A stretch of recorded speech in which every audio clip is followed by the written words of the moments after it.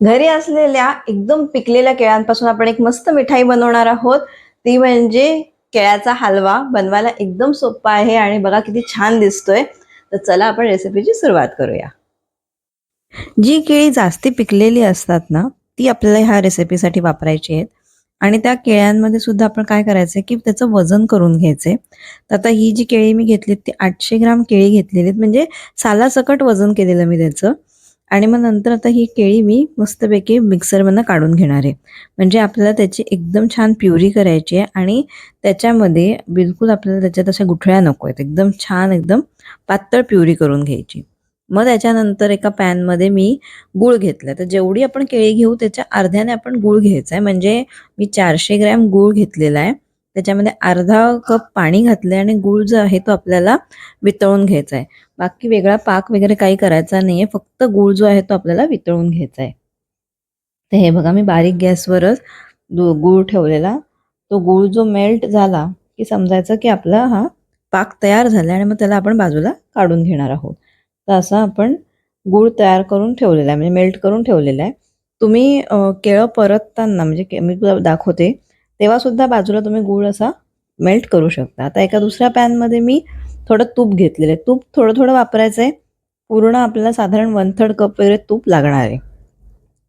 तूप गरम झाल्यावर त्याच्यामध्ये केळी जी आहेत ती ब्लेंडरमधनं आपण छान एकदम बारीक करून घेतली, म्हणजे त्याचे एकदमच पेस्ट होते आणि ते आपल्याला ह्याच्यामध्ये परतायचं आहे. आता गूळ, तूप, केळं ह्याचं कॉम्बिनेशन किती छान लागणार आहे हे तुम्हाला आत्तापर्यंत कळलंच असेल. तर हे खूपच सुंदर लागतं, पौष्टिक आहेत एकदम आणि बघा करायला तशी सोपी आहेत. थोडासा वेळ लागेल, फार एकदम पण अगदी 10 मिनिटात होणारी गोष्ट नाही आहे. तर साधारण तुम्ही एक 20-25 मिनिटं तुम्हाला ही रेसिपी करायला लागणार आहे. तुम्हाला माझ्या रेसिपीज जर का आवडत असतील तर चॅनलला लाईक, शेअर, सबस्क्राईब नक्की करा. तसंच व्हिडिओला हाईपसुद्धा करा. तुम्ही हाईप केल्याने माझा व्हिडिओ जो आहे तो जास्तीत जास्त लोकांना बघायला मिळेल. आता बघा मी तुपावर केळं घातल्यानंतर त्याला छानपैकी परतते. आता आपल्याला केळं तोपर्यंत परतायचं जोपर्यंत त्याचं जी क्वांटिटी आहे ती रिड्यूस नाही होत. ते मी तुम्हाला पुढे दाखवेल. जसं लागेल तसं आपण थोडं-थोडं त्याच्यामध्ये तूप घालत जाणार आहोत. आता मी तुम्हाला 1/3 कप असं तूप लिहिलेलं आहे, पण तुम्हाला जर का कमी जास्त लागलं तर तुम्ही तुमच्या हिशोबाने थोडंसं तूप जे आहे ते ॲडजस्ट करू शकता. आता इकडे मी एक टिन घेतलाय, म्हणजे आपण जो केक बनवतो तो टिन घेतलाय. तुम्ही घरच्या कुठल्याही भांड्यामध्ये सुद्धा ह्याला लावू शकता, असं काही नाहीये. आणि त्याला आपल्याला ग्रीस करून घ्यायचंय, म्हणजे त्याला मी सगळीकडे तूप लावून घेणार आहे. तुम्हाला हवं तर तुम्ही बटर पेपर, पार्चमेंट शीट अशा गोष्टी सुद्धा आतमध्ये टिनमध्ये लावू शकता. नाही तर नुसतं तूप लावलं तरी चालेल. आता बघा आपण हे आळवलंय ना चांगलं, म्हणजे आपण परतत होतो, तर परतत हे बघा केळ्यातलं जो मॉइश्चर ते कमी झालं आणि ते कसं आळत आले बघा. तर असं आपल्याला केळं एकदम छान परतून घ्यायचंय आणि त्याचा तुम्ही बघताय रंगसुद्धा थोडा बदललाय. आता आपल्याला ह्याच्यामध्ये गूळ घालायचा आहे, जो आपण ऑलरेडी वितळून ठेवलेला होता. तर गूळ जो आहे तो गाळणीतनं मी ह्याकरता काढते, कारण की कधी-कधी त्याच्यामध्ये काळ्या काही इम्प्युरिटीज वगैरे ज्या असतात त्या आपल्याला ह्याच्यामध्ये बिलकुल नको असतात. म्हणून गाळून घ्यायचा गूळ. आणि तुम्ही हे करताना एकदम व्यवस्थित ना छान आपलं मिश्रण जे आहे ते तुम्हाला हलवायचं आहे, म्हणजे त्याच्यात गुठळ्या झाल्या नाही पाहिजेत.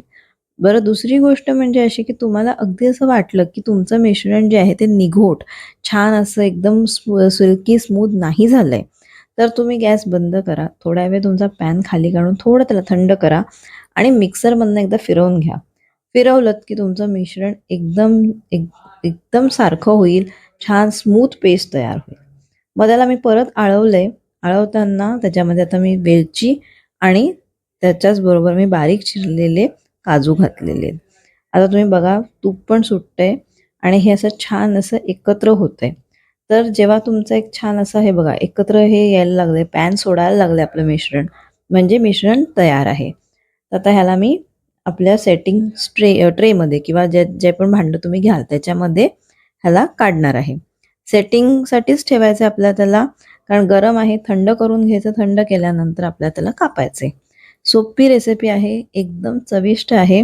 टिप ह्याच्यामध्ये मी सांगेन तर एकच आहे, की केळं तुम्हाला व्यवस्थित आळवायचं आहे. म्हणजे त्याला जसा बघा एक गोळा तयार झाला, मी तुम्हाला आता पॅनमध्ये दाखवलं, असं थोडा गोळा-गोळासारखा तयार होत होता. तसा तयार करायचा. हे मऊ राहिलं तर तुमची जी म्हणजे बनानाचा जो हलवा आपण म्हणतो, थोडा मऊ राहील. बाकी काही फरक पडत नाही. टेक्स्चर थोडंसं मऊ किंवा थोडंसं तुमचं घट्ट ह्याच्यातच फरक पडतो. टेस्ट एकदम अप्रतिम लागते. तुम्ही हा नक्की करून बघा आणि मला कमेंट्समध्ये लिहा की तुमचा कसा झाला. ह्याला मी चांगलं छान थंड करून घेतलेलं आहे. म्हणजे मी ह्याला काय पहिले फ्रीजमध्ये ठेवलं नव्हतं. रूम टेम्परेचरला थंड केलं.